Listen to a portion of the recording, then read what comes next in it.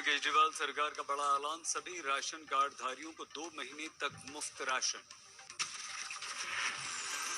केजरीवाल के ऐलान से 72 लाख राशन कार्ड धारियों को मिलेगी मदद, बोले अरविंद केजरीवाल। इसका ये मतलब नहीं कि 2 महीने तक चलेगा लॉकडाउन। कोरोना काल में दिल्ली के ऑटो और टैक्सी चालकों को राहत देने की कोशिश, सभी को 5-5 हजार रुपए की मदद। अरविंद केजरीवाल के राजनीतिक दलों से अपील, संकट के दौर में आपसी सहयोग से कोरोना से लड़ें।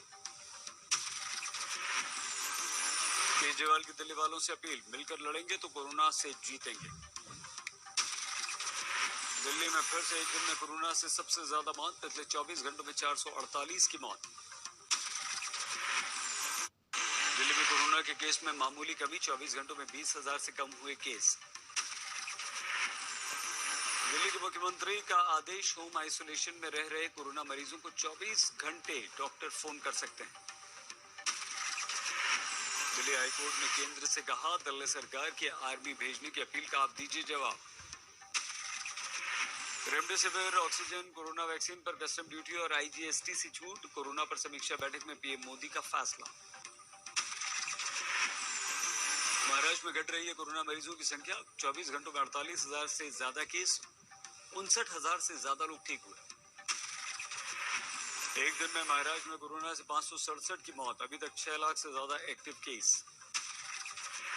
मुंबई में 24 घंटों में 2,662 नए केस, 24 घंटों में 78 लोगों की कोरोना से मौत। मुंबई में 4 दिन बाद कल 45 साल से अधिक लोगों का फिर से होगा वैक्सीनेशन का कार्यक्रम। यशराज फिल्म्स कराएगी 30,000 सिने कर्मचारियों का वैक्सीनेशन। महाराष्ट्र के मुख्यमंत्री उद्धव ठाकरे को चिट्ठी लिखकर कहा कि पूरा खर्च हम उठाएंगे। हमारे देश में 3 दिन से कोरोना के मामलों में गिरावट आ रही है, पिछले 24 घंटों में 3,57,000 नए केस। देश में कोरोना से मौत का डराने वाला आंकड़ा, पिछले 24 घंटों में 3,449 लोगों की मौत। राहुल गांधी ने संपूर्ण लॉकडाउन लगाने की मांग की, कहा इसके बिना कोरोना को हम नहीं रोक सकते। राहुल ने लॉकडाउन में कमजोर तबकों को सुरक्षा की गारंटी की मांग की, कहा सरकार के नकारेपन के कारण कोरोना से हो रही हैं मौतें।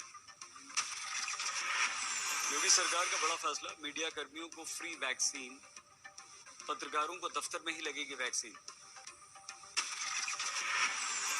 यूपी में कोरोना के 29,000 से ज्यादा नए केस, 38,500 से ज्यादा मरीज हुए ठीक।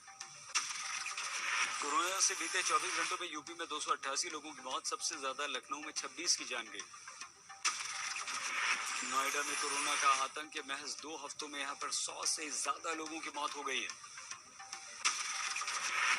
यूपी सरकार ने शराब पर लगाया कोरोना सेस, 10 से 40 रुपए तक बढ़ गई शराब की कीमत। ऑक्सीजन की कमी पर यूपी सरकार का बड़ा फैसला, राज्य में लगाए जाएंगे 300 oxygen plant, PM cares fund से 61 प्लांट। यूपी के 97,000 गांवों में टेस्ट, 4 दिन तक चलेगा अभियान। यूपी सरकार ने जारी की नई गाइडलाइंस, लॉकडाउन में चिकित्सा सेवा के लिए भी लेना होगा आपको पास। बिहार में 15 मई तक लॉकडाउन, कल हाईकोर्ट ने मांगा था सरकार से जवाब।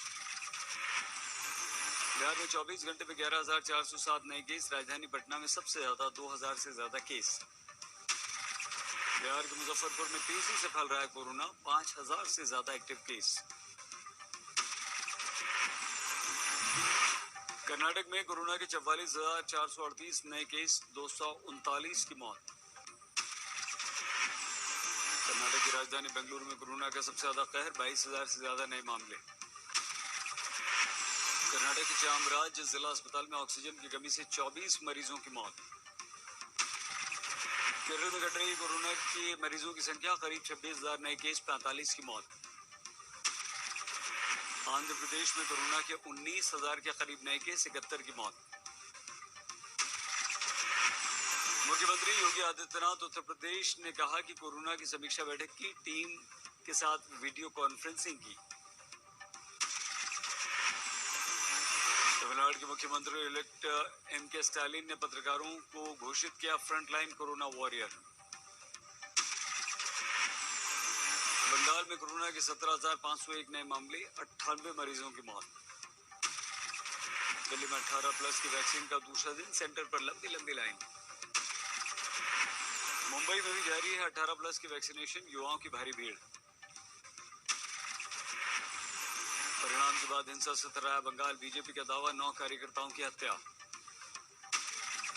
बंगाल हिंसा के खिलाफ बीजेपी का हल्ला बोल, कल देश भर में धरना प्रदर्शन।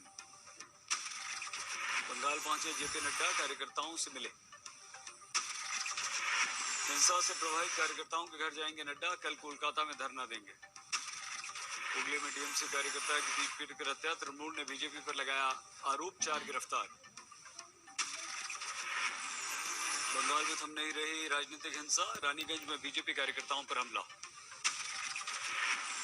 बंगाल के राज्यपाल जगदीप धनखड़ ने हिंसा को लोकतंत्र को शर्मसार करने वाली बताया, कहा नहीं मिली है राज्य सरकार से कोई भी रिपोर्ट। बीजेपी ने हिंसा को राज्य प्रायोजित करार दिया, कहा क्या ये दूसरी विचारधारा को संरक्षण नहीं देती।